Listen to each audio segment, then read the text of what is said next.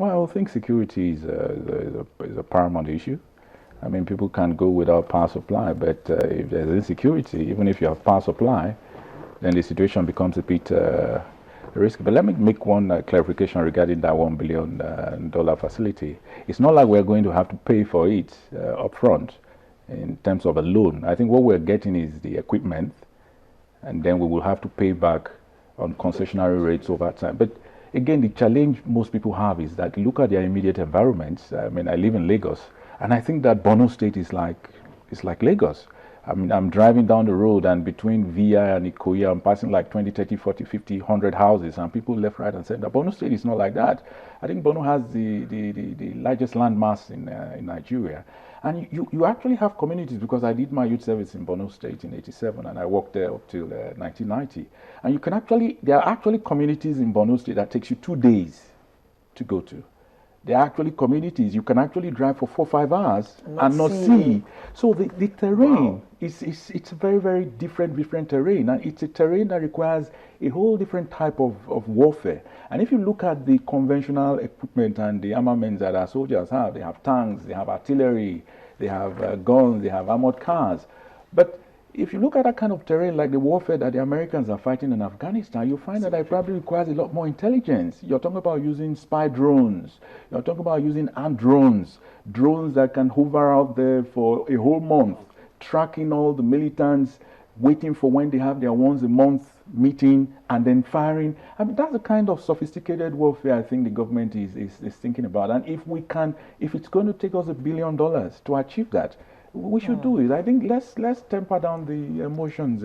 Let me ask you something that someone online has just been raising now. There's Daniel Sheon who's saying, please ask, what has happened to about $3 trillion that has been appropriated since 2012? That's a good question. When you talk about appropriation, most people need to understand how things work in Nigeria. Nigeria is one of the few countries in the world where we sell crude oil, and on the 26th of every month we share between the federal, state, and local government on a percentage basis. So the government comes out at the start of the year, it says we're going to spend XYZ amount of money for armaments. That money is not there. You actually have to wait for the revenue to be generated monthly. And the finance minister's job is to disburse these monies to the various pressing needs. So maybe in January, they were supposed to give the military about $100 million to place orders. If in that month of January you had a flooding incident, then the priority of government is going to be to take money.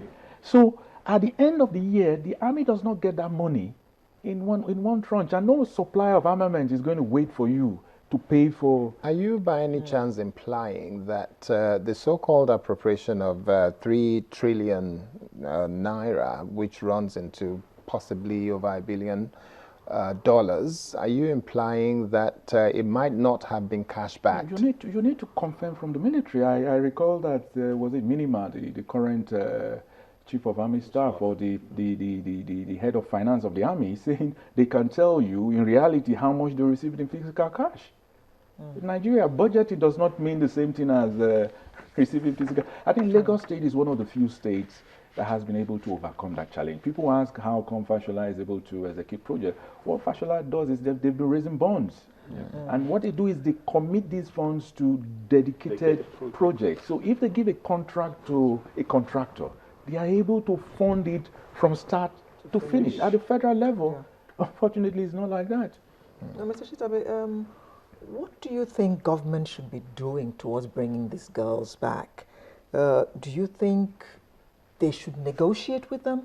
Do you think they should swap prisoners, as Boko Haram, we hear, asked for at one time? Personally, it's a tough one. It's a tough one because really and truly, I think we need to identify what the primary goal is. And if the primary goal is to bring these girls back, my position is that whatever it takes. I'm sorry. We've heard developed nations say that they don't negotiate with terrorists. I love that. I love that.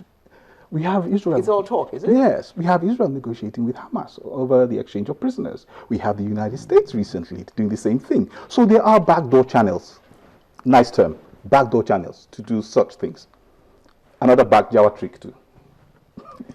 They're backdoor channels. So if it requires If negotiation, it requires it to get our girls back. You see, the truth of the matter is this. There is a need to get these girls back. And for me, beyond the need for us to get these girls back, this is a critical juncture in the nation's history where Nigerians can use it positively to rally themselves together. And agree on who we are as a people. This is about Nigeria as a people. Are we a people that don't care about our girls, about education, about the future of Nigeria? Because these girls are our future. You know, whatever the Americans will tell you, whatever it takes, let's get these girls back. do you think we actually have the competence to deal with Boko Haram in light of what we have said earlier about our army and about appropriation and disbursement of funds and all that at the center? Do you think we have the competence? Are you so certain that we can actually bring those girls back? I'm very certain that we can bring those girls back. But that's a different issue from whether we have the competence. Now, the thing about the world is that it's a global village. Knowledge is universal. I mean, you tap a laptop and you have a global access to information. And at that level, you don't. A wise man actually in the corporate world, a wise man actually employs people who are smarter than him. That's the sense. That's how I think it should go. I mean, there are people in the world who have faced similar situations. We're not reinventing this kind of situation, and we can feed into the knowledge they have, the body of knowledge they have. And if it requires equipment, that's the way to go. Let's get the equipment. The Chibok girl return isn't an end to the resolution of the issue of insurgency in Nigeria, but it is a step that needs to be taken and taken now. Okay, maybe I should add to the question that Alera just asked you. In terms of people having any level of confidence in what government is doing, do you think what the government is doing now inspires any confidence in Nigerians that, yes, the girls were brought back? Well, let me answer that question like this. There are some people who are extremely gifted with speech, and they communicate effectively, and they communicate so well, and they perform so poorly. There are other people, they're not talkers, they're doers, and they find it very difficult to communicate. So there might be a challenge of communicating appropriately to Nigerians what is happening, and encouraging Nigerians to line up behind the agenda. But that doesn't mean that nothing is happening. No, it doesn't. Some people, like I've said, simply may not be able to communicate strategy, may not be able to communicate with the public confidently. But the fact that they don't have the gift of the gab doesn't mean that they're incompetent. Do we have people in Nigeria who are competent in communicating effectively? Well, it's a matter of opinion. It's not a matter of do we have or we don't. It's either we have or we don't. Well, I think we do. We do have Nigerians that communicate. But you see, the next logical thing is, okay, so why don't you just drag these guys in? Now, supposing, for instance, I have a guy who talks very well, brilliant talker, but does not have integrity. If I have a guy who's a brilliant talker, but can't keep his mouth shut. If I have a guy who's a very brilliant talker, but somehow, somewhere, I know he's in for another buck into his own personal pocket, do I engage that guy because he's brilliant? See, there are three things. You talk about, Warren Buffett says something, you need a guy who's intelligent, he has energy, and he should have integrity. And if he doesn't have the last one, integrity, forget the other two. So it's not as simple and straightforward as just getting a guy who can talk well. So are there men of integrity in Nigeria that probably, using your words, are good talkers?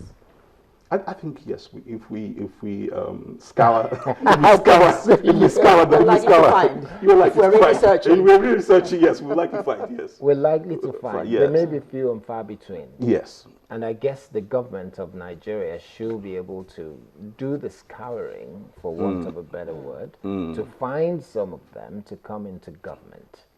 Well, I would say I share your opinion, certainly. But you see, the truth of the matter is that the dynamics of politics, especially in Nigeria, is very complicated. There's variety of interests, variety of positions. And so you've got to find that harmony. We haven't gotten there yet. But it's a work in progress. Okay. Let me swing to Kingsley now. We get the impression that government is against the Bring Back Our Girls campaigners. We have seen the marches and protests stopped. We have seen one of their leaders detained at the airport and all that. What do you think that is all about? I thought we were all on the same page on this.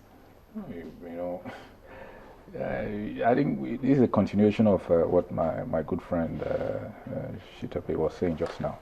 You need to appreciate that anytime we are approaching elections in Nigeria, things take on a whole different coloration.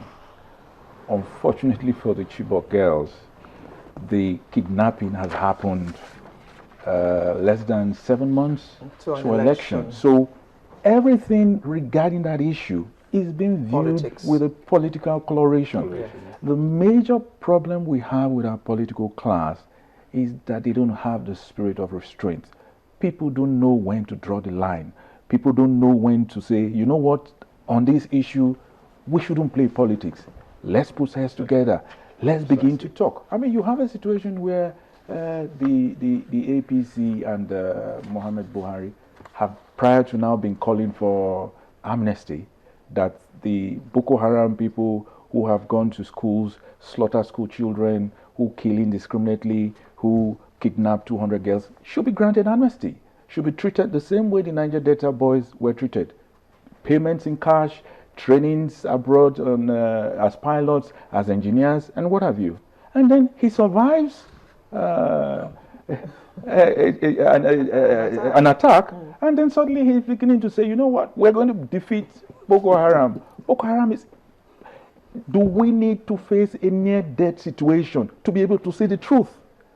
And until we can get the political class to speak with a common voice over the Chibok girls, unlike my friend here, these girls will probably not be released until they lose political value, which is when people realize that they are being kidnapped or not being kidnapped, it's not going to affect the outcome of the 2015 election. And then when that happens, people will say, okay, well, since it's not going to affect the election, let's see what we can do to release it. And that's how Nigeria is. You know, you are an opposition political party. Everything the government does, you attack with antagonism. You are pro-government. Anything the opposition political party does, you attack. Nobody identifies a national issue where they say, you know what, let's bury our hatches. Yeah. On this issue, by now we should have a bipartisan commission, both from the APC, from the PDP, because... But what is stopping that from happening? Because of the politics. But has the presidency or federal government set up a bipartisan committee to look at this, and the opposition said they didn't want to be part of it? You have a situation where even one of the leading political parties in Nigeria, Muhammad Buhari, does not attend Security Council, National Security Council meetings. Doesn't attend. The opposition political party cannot tell you today that this is their game plan. If they were the government in power, this is their game plan for addressing the Boko Haram issue. Because they will say if we do that, then the PDP is going to copy it. And then you forget that we have a national, look, in America, these guys can quarrel all they like. When it comes to politics, they quarrel. But when it comes to national issues, people forget, you know, if an enemy has declared war against your country and is attacking your national institutions, I mean, if all the political parties decide that 2015 will be suspended until we attend, that's how reasonable people behave.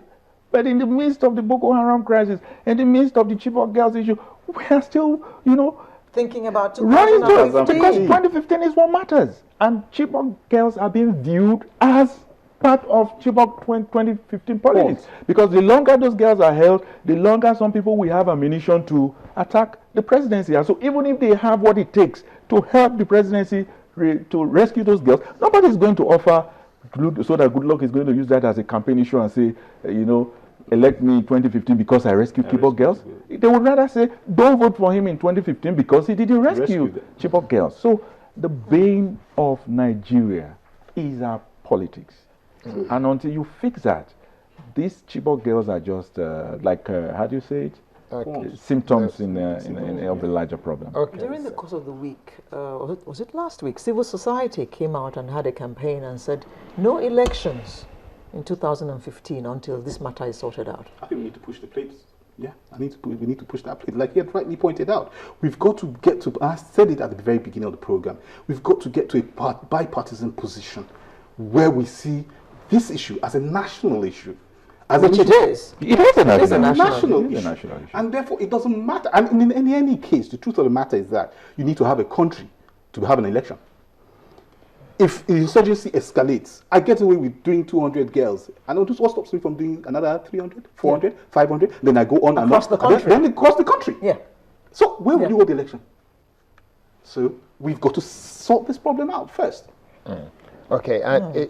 In the light of what you just said, final response from you, your final word, can you use it to focus on the issue of we're looking at bipartisan, we're looking at a political response and treatment of this issue. Where in the midst of all of that and all the other positive things that we can think of can come out of this, where is all of that in the midst of the Bring Back Our Girls campaign being deemed as opposition? I don't think in just a couple of words or sentences, because we have to wrap up now. I don't think it's being seen as the opposition. It's just an understanding that, you know, government sometimes has access to behind-the-scene communications that gives them a better picture of what is happening. There is no doubt that political interests have infiltrated the Bring Back Our Girls campaign. It does not mean that there is no authenticity in what the Bring Back Our Girls campaign is doing. But typically, the political issues will outweigh the humanitarian issue. And I think, in fairness to Obi Ezekwesili, she's quite genuine. But there is also a political angle to the campaign, and that political angle is what is rankling the presidency, because they don't seem to have a solution just yet to how to bring the girls back. And as long as those people can have audience, Obi was, before the BBC had talk, sounding off, yes, genuinely, but that is also bad press for the government, and the opposition political parties are taking advantage of that. So that's where the dynamics are. All right, thank you very much. I want to say thank you to Kingsley Omose, Public Affairs Analyst, and also thank you, Teslim Shitabe, social commentator. It's been great having you here. We'll be looking at Nigerians for change and the change that we want to see in our nation. We'll take a short break. When we come back, another conversation just before we go into